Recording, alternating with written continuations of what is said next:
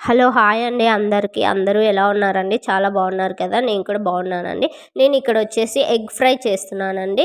దీనికొచ్చేసి 2 table స్పూన్ల oil, జీలకర్ర ఆవాలు, 1 ఆనియన్, 4 ఎగ్స్‌కి 1 ఆనియన్ సెట్ అవుతుందండి.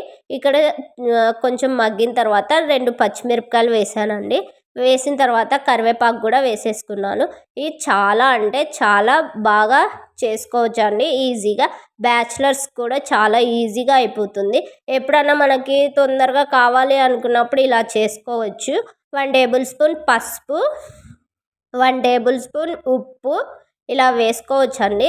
వేసుకున్న తర్వాత ఎక్కువ క్వాంటిటీ కావాలంటే ఎక్కువ ఆనియన్స్, ఎగ్స్ ఎక్కువగా తీసుకోవచ్చు. 1 టేబుల్ స్పూన్ కారం ఇలా వేసి కొద్దిసేపు మగ్గిన తర్వాత మనము ఇక్కడ 4 ఎగ్స్ నేను పగలగొట్టేసానండి. ముందే చూపివ్వలేదు నేను.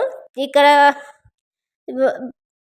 ఎగ్స్ ఇక్కడ చూపిస్తున్నాను చూడండి. ఈ విధంగా పగలగొట్టుకొని ఈ విధంగా దాంట్లో వేసేసుకొని మగ్గిన కొంచెం మగ్గనివ్వాలండి. మగ్గిన తర్వాత చాలా మంది రొట్టెలో, చపాతీలో కూడా చాలా బాగుంటుందండి. ఇలా మగ్గిన తర్వాత నేను కొంచెం గుప్పెడు కొత్తిమీర కూడా వేసేసుకున్నానండి. ఇందులో వేసుకోవడం ఏ ప్రాసెస్ ఎక్కువ ఏం లేదండి. ఉప్పు, కారం తప్ప ఏమీ వేయలేదు. మసాలా ఏమీ వేయలేదు. గుప్పెడు కొత్తిమీర ఇలా వేసుకొని మనం వేడివేడి అన్నంలో కూడా తినవచ్చు. నేను అన్నంలోకే ఈరోజు కొంచెం చేశానండి. అందుకు ఇలా అన్నంలో వేడివేడి అన్నంలో పెట్టేసుకొని తినొచ్చండి. Okay, bye friends.